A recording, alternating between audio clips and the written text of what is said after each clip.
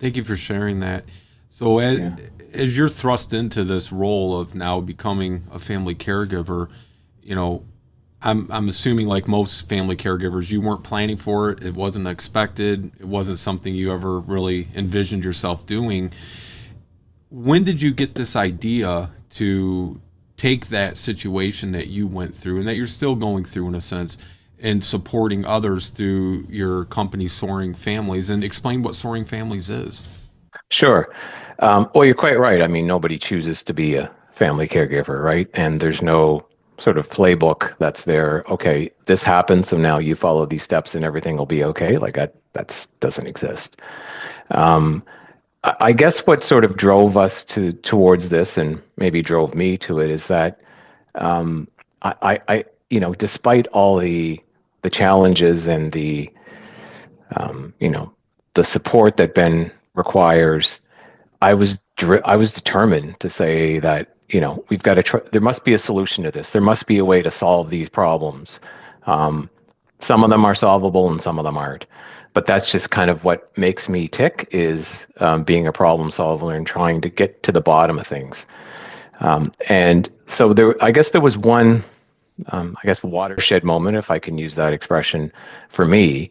That at one point, when Ben's older brother, I don't know, he was probably 10 at the time, and I was picking him up from choir practice, and there were, I don't know, 20 or so other sets of parents waiting to pick their kids up, and things were running overtime. The people got delayed and whatever. But when I was there was one dad who was with obviously his other kids waiting to pick his son up, and one of them obviously had some physical challenges, and I witnessed the dad being very frustrated for one reason or another, and was not sort of losing his patience with that son.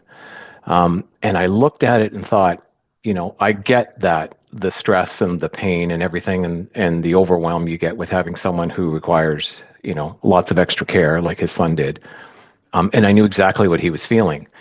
And it was at that point I thought, I can, we've been sort of down that road a few more years than he was.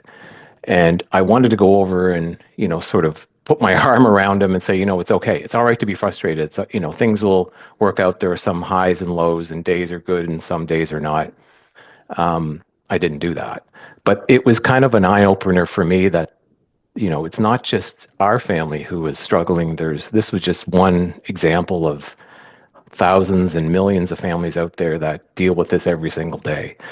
And it was like reality right in front of me now. And that kind of made me think, well, you know what? I think I can help people with it. Even though we don't have any extra time to do anything, extra energy to do anything. It seemed like a bit of a calling, if you will, to do it. And that's kind of how the idea of Soaring Families started. And I guess from that point, I thought, if I had, I guess, a manual or a book on day one to follow, that would have been hugely helpful. And so at that point, I started, thought, well, I'm going to write a book. I'm going to write a book on what it was like to raise Ben in the first 5 or 6 years of life. And that started me down the road of wanting to help families. And so it took a long time to put this book together. I had never written a book before, and self-published it. But it was that start into, okay, there's got to be some ways in which we can reach out and help families. And then in 2015, we formalized it into the company we call Soaring Families.